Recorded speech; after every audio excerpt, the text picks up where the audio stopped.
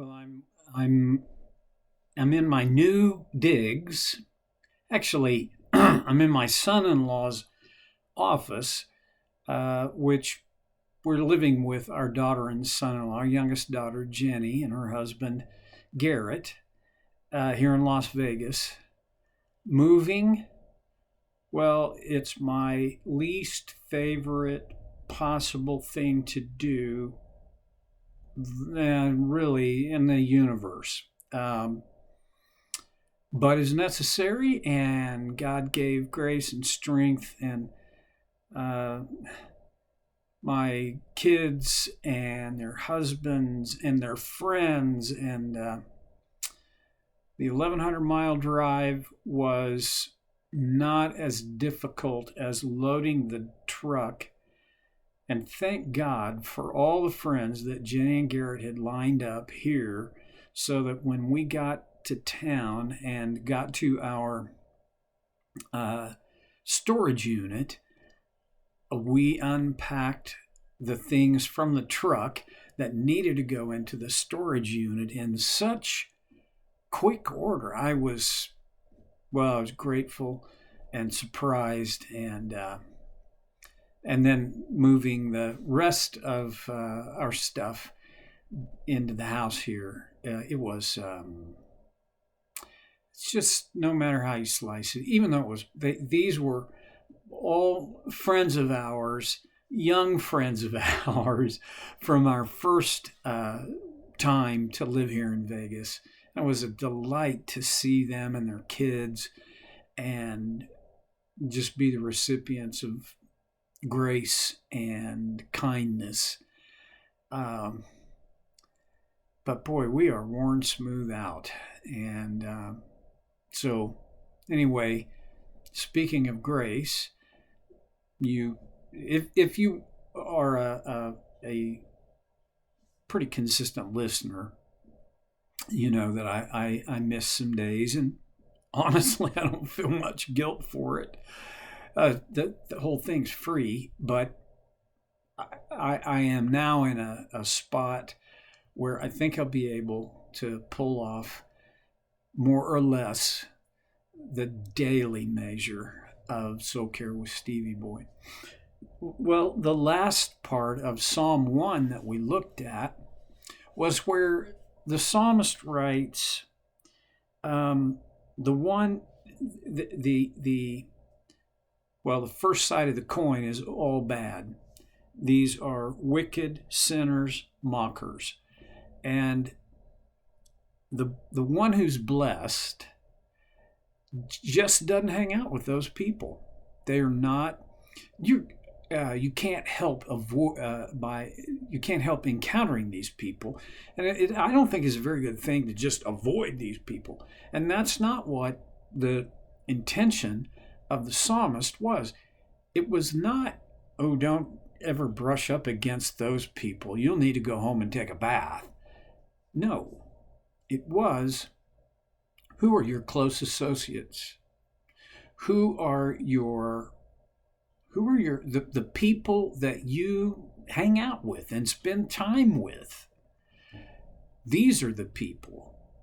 If they're wicked, if they're sinners, if they're mockers, you'll become like them. And as for us, as followers of Jesus, the one I want to become like is Christ. And so I make it my practice, and I'm not.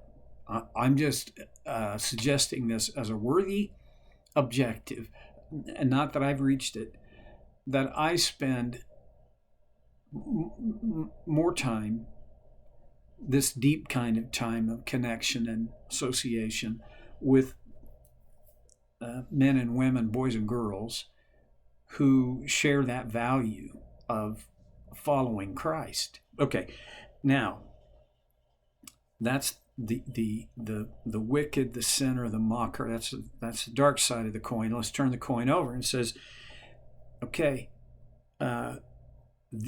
here is what it looks like for those on the other side of the coin.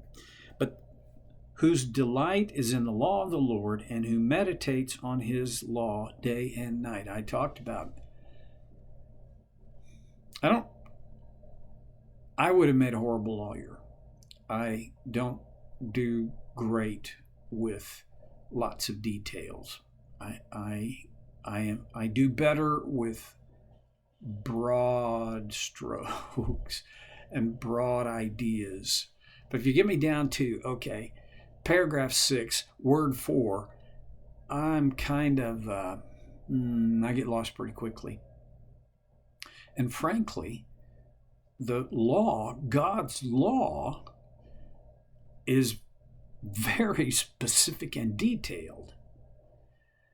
And, in my morning quiet times, I'm in Exodus. From Exodus chapter 20 forward, there's still a little bit of history involved, but it turns pretty quickly into these are the things you must do, these are the things you must not do, and here are the penalties if you do. So that, it's hard for me to stay engaged. And I know that says way more about me than it does about the law.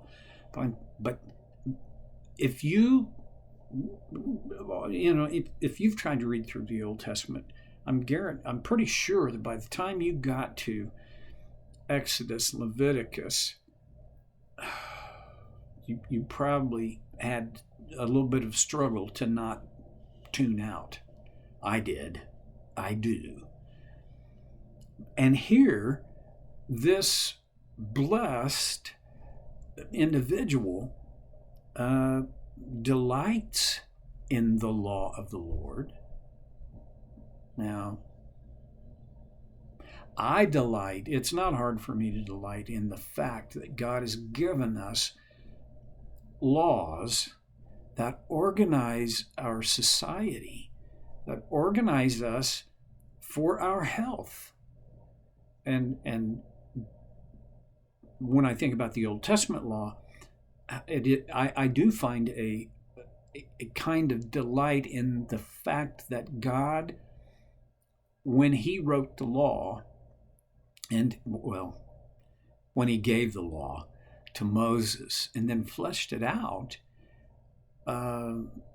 it was absolutely an act of love for his people, the Israelites.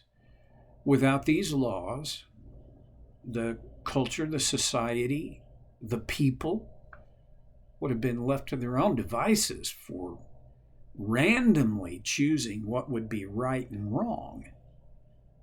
And it was his love and wisdom that provided the standard for living. That literally said, here is the line between right and wrong. Now, I mentioned to you, I can do these bigger ideas pretty well. Well, you get down on the runway level where you're talking about, it's huge, a huge body of specifics in the law, and my eyes are glazing over. How in the world would a person like me, and by the way, statistically, there are more people like me in this regard that struggle with all of those very, I don't know what to call them, but the details. Sometimes I call them the ticky-tack. When it comes to God's law, there's no ticky-tack, but there's all kinds of detail. If you're one of the people that you just love getting into the details, good for you. You're gonna love Leviticus. But if you're like me, how in the world am I going to meditate on that? Well, let's talk about what does it mean to meditate. I grew up in the 60s, graduated from high school in 71. This was the front edge of the transcendental meditation movement. I think we can thank the Beatles for making that a hip and trendy thing in our American culture. And yes, there probably were all sorts of people who, even before them, were into the transcendental meditation thing. It's a Hindu practice and a Buddhist practice, and the objective of that kind of meditation is to totally evacuate your mind. When let's use David in the Old Testament as an example. He often in his Psalms writes that he loves the law and he meditates on it day and night.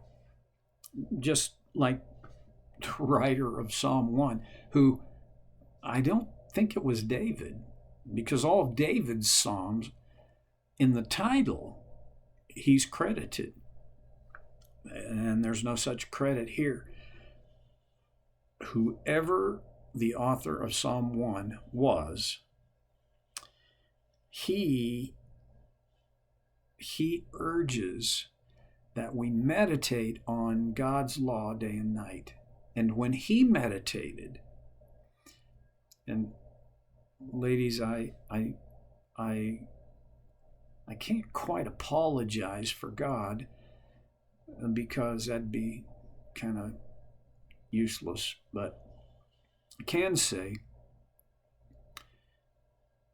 in the culture in which the Old Testament and even the New Testament was written, women were not included in very many ways as equal intellectual partners. Jesus turned a corner sharply and gave value and dignity to women that previously had not been there. Well, okay, a bunny trail, sorry. But the man who wrote, and his urging is meditate on the law day and night. When he wrote about meditating, he was not talking about clearing your mind. He was talking about organizing your mind around truth. For in the Old Testament, for a person to meditate, that was absolutely what it was about. Now, last installment, I mentioned to you, I know I stole it from someone. I don't even remember who, but my view of biblical meditation has changed away from the, selecting a mantra and humming it. No. I believe this is how David, we use him as the example, meditated on the law of the Lord. I think, first of all, he had to have been intimately familiar with the content of the law. Could he probably, he would even have been able to recite the law. It was part of Hebrew culture in his day. And with that, knowing the law, what I think he did is, I think he wrote a imaginary movie, although he wouldn't have known it to be a movie. He would have seen himself living according to what he knew was in the law. He would see, one of the ways to do this for us today is to reflect on a time before now when either we did or we didn't live according to God's design. And if we didn't live according to God's design, how could we rewrite the script for that so that we will live by God's design? When we see ourselves living by God's design, when it comes up in life, we can do it. That's the point of meditation. And the more vividly and the more often I visualize, I see myself living according to God's design, more surely I will do it in my real life. Well, I blew past 15 minutes here, so I'm going to close. I'll see you next time on Soul Care with Stevie Boy.